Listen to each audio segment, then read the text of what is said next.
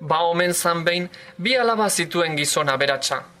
Egun batean, belarri atzean zerbait zumeten zebala eta, alaba gaztenari han zerrete eban begiratzeko eskatu zion. Alabak, Maider izenekoa, zorri bat aurkitu zeban. Gizonak, zorria heltzean sarteko agindu zion. Zorria hasi eta hasi zan, oso denpora laburrean asko hasi zan eta heltzea lehertu egin zeban. Orduan, aitak barrika batean sartu zeben zorria. Baina urabe, lehertu egin zeban. Azkenean, akabau eta haren narrua leiotik txintxilika jarri zeben. Gizonak orduan, mundu guztiari jakinarazi zion bere alaba baten eskua emongo ziola, narru ura zein animaliarena zen asmaten zuenari. Haren dotorean usainera, gazte asko agertu zan. Baina aretako bakar batek be, ez eban erantzun zuzenik emon. Egun batean, urrez jantzitako gizon dotore bat azaldu zan. Etxe aurrean jarri, eta txintxilika egoan ari begira jarri ondoren, esan zeban. Zorri larrua da hori. Gizona posez zoratzen egoan, halako gizon bizkor eta prestua zuitzat arteagaz. Afaltzera konbidatu, eta bi alabetatik nahi zuena hautatzeko esan zion. Etorri barriak afalostean erantzungo ziola erantzun zion. Geroxeago, Maider lorategira joan zan mahaia apaintzeko lorabila. Ukuilua aurretik igaroterakoan, ahots bat entzun zeban berari deika.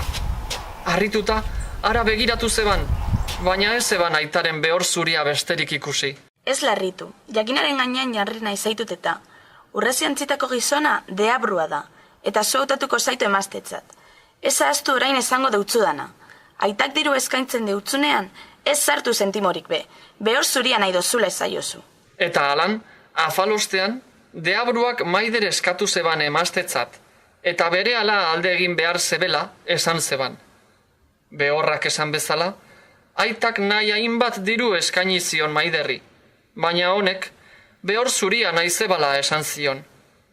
Deabruak eskutik heldu zionean, Maiderrek behor zuria aurrean jarten itxi ziezaiotela eskatu zuen. Bide puska bat egin zebenean, behorra ostikoka hasi zan luraren kontra, eta honela esan zeban. Desagertu adi 7 urtetarako. Eta unea aretan bertan, deabrua lurpean desagertu zan. Maider eta behorra lurrazalean geratu ziran. Orduan animaliak esan zion. 7 urtetan bakea izango duzu. Eta biak bideari jarraitu jako zan.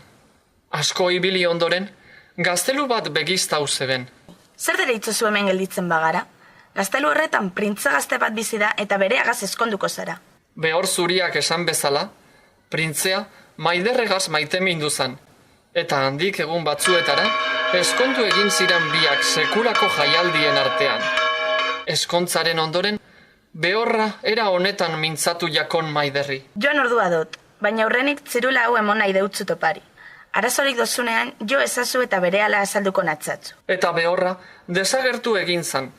Eskonbarriak oso zoriontzu bizi ziran 7 urtez. Haur bat ere izan zuten, baina halako batean, senarrak gerrara joan behar izan zeban. Maider eta haur jaioberria, etxean geratu ziran aita noiz itzuliko zain. Aita gerrara joan bezain laster, deabrua Andrearen gana azaldu zan esanez. Zatozten irekin, emazte baten ordez, bi izango ditut orain. Eta Maiderrek aurra hartu eta ez zuen izan haren ondotik atera beste irtenbiderik. Asko ibili ondoren, baso ilun batean sartu ziren. Hemen txilko zarie. Iaurretik utzi ezazu umearen txirula joten. Deabruak baiezko eman zion, eta Maider txirula joten hasi zan. Hasi besterik ez zeban egin, behor zuria azaldu zanean. Ara, hemen alaz berriro. Hemendik aurrera ez dino bada beste inorik kalterik egingo. Eta lurra kolpetuz, oiukatu zeban. Lurrera, edegi adi eta iruntzi ezak betiko deabru madarikatu hau. Eta lurra edegi egin zan, eta gaizkilea desagertu egin zan berehala. Orain zure itzera itzul zeintekez, Maider. Hemendik aurrera ez dozu gehiago nire beharrik izango eta. Animalia zoragarri hura desagertu egin zan, eta Maider gaztelura itzuli zan bere aurragaz. Han egon zan senarra agertu zain eta etorri izanean, gertatu jakon dana kontatu zion.